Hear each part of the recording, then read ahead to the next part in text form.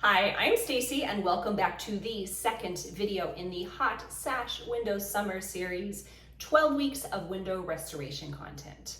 Today we're going to take a window apart. We're going to take the lower sash out and the upper, and I'll show you all the steps involved with that. Now, before I begin, I do want to talk about hazardous material safety. I am assuming that lead is present. I am working in a location where there are no vulnerable people or pets present. I'm taking reasonable precautions for myself, and this is my own home. Be sure you understand the hazards of lead and take the necessary steps to protect yourself, your family, your pets, and your neighbors before you begin a project like this one.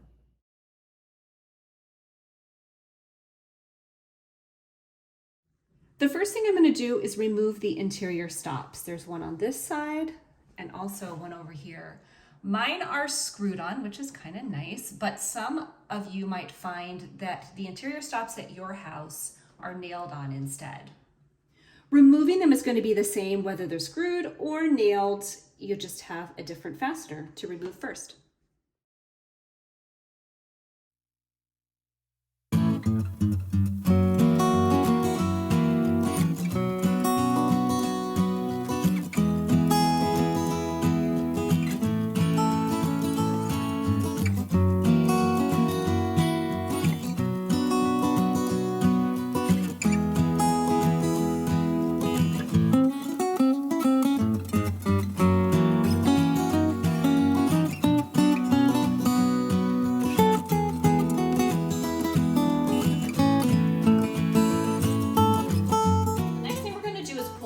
Sash out, and please, I hope you enjoy this Phantom of the Opera style lighting.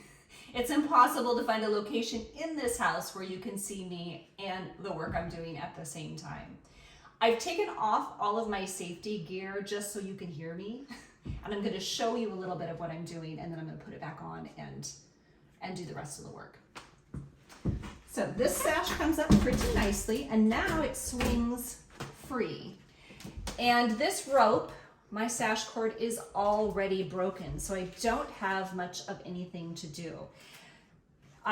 If this were intact, at this point I would cut it right here, since I'm going to be re-roping this window anyway, and then just use my hand to guide it back up so the weight doesn't slam back down in the weight pocket and make a lot of noise or damage the wood below it.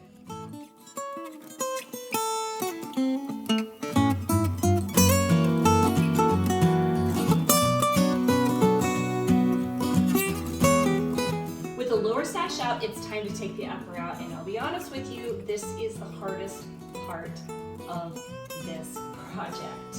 It's what we call in the business pulling the thread on the sweater. There's always the potential for a little something when you take out the upper sash. This is called a parting bead, and believe it or not, we're only seeing a small portion of it here. There's a bigger section of it hidden in this channel. I'm going to start by cutting this paint line here because years and years of paint buildup have made it difficult to remove this without cutting first. So many upper sashes in old houses have been painted shut for years. Somebody's already done some of the work for me and the upper sash is pretty loose.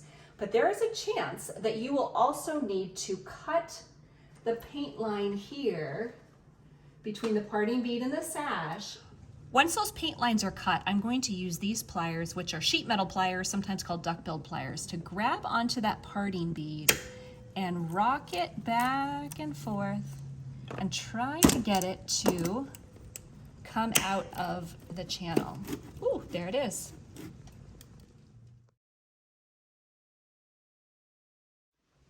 Before I put all my safety gear back on, I'm going to run through the steps for you because you won't be able to hear me when I'm all suited up. I'm going to pull out the parting bead, loosen it up. Then I need the upper sash to come all the way down so that I can pull the parting bead around the kneading rail. And once the parting bead is out on both sides, I should be able to free up the sash really easily. Just started raining pretty hard outside. So we're just going to go with it. Consider it ambiance for this job. I'm all suited up here, so my voice sounds like Darth Vader, but I do need to cut the paint here with my blade.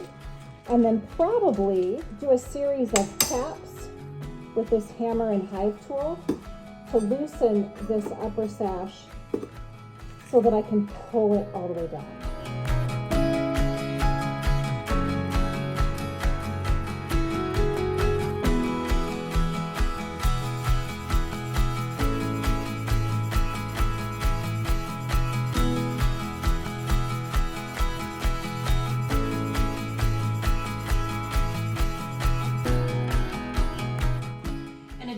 Turn of events, there's a very thick paint line on the exterior that I'm going to have to cut before I can pull this upper sash down. However, before I can even get to that, I need to take out my storm windows. So I'm going to do that quickly and then cut that paint line and go from there.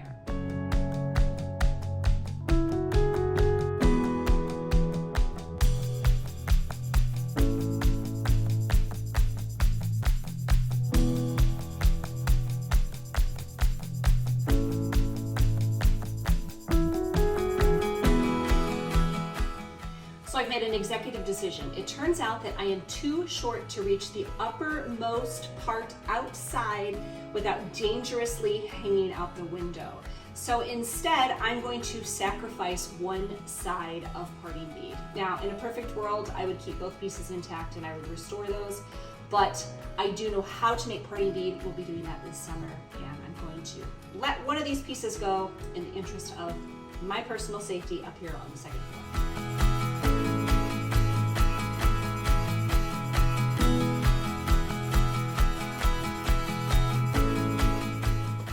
So I sacrificed the parting bead on this side, and that allowed me to pull the other side out fairly easily. I'll show you. All I had to do is press my upper sash back and then just pull it right out. So with both pieces of parting bead out, I can give this a nice pull, and I should be able to loosen it up and pull it down.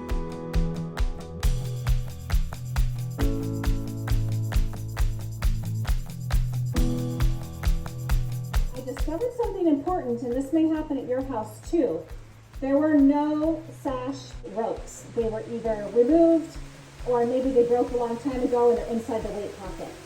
But I had to be careful not to let this sash fall heavily and break. If there had been sash pulley ropes, I would have handled them the same way as I did for the lower sash.